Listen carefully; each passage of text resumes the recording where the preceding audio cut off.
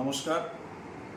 আমরা সকলে অবগত রয়েছি 1998 সালে যখন পশ্চিমবঙ্গের রাজনীতিতে অস্থির অবস্থা, সেই সময় বাংলার নেত্রী মমতা বন্দ্যোপাধ্যায় উপলব্ধি করেছিলেন যে পশ্চিমবঙ্গের রাজনীতিতে তরুণ তুর্কি নবযৌবন ছাত্র যৌবনদের আহ্বান করা প্রয়োজন।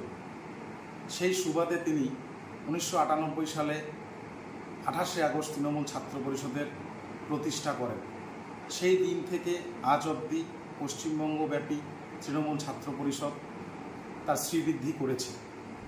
ঠিক এবারও 28 আগস্ট আমরা গান্ধী মূর্তির পাদদেশে পশ্চিমবঙ্গের প্রত্যেক জেলা থেকে কাতারে কাতারে জনসংখ্যা তথা ছাত্র নবযৌবন তরুণ তুর্কি নেতৃত্বরা থেকে কর্মী সমর্থক সবাই উপস্থিত হব এবং সর্বোচ্চ নেত্রী মাননীয় মুখ্যমন্ত্রী মমতা বন্দ্যোপাধ্যায়, আমাদের সর্বোচ্চ নেতা অভিষেক বন্দ্যোপাধ্যায়, সর্বোপরি আমাদের নেতা তৃণাঙ্কুর ভট্টাচার্যের দিক নির্দেশিকা নিব।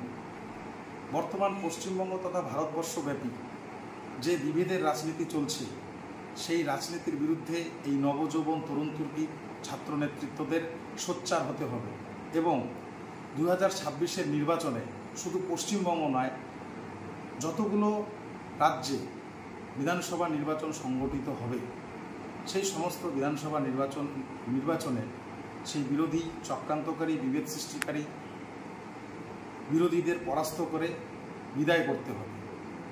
আমরা যেমন ছাত্র যৌবন, আমাদের মনে আছে বল এবং তাই বলতে চাই, পাহাড় থেকে সমতল অটুট আমরা অবিচল, পারবে না রুখতে মোদের আছে যখন মনোবল, আমরা লড়ব জিতব রে, এই পণ নিয়ে চলব রে।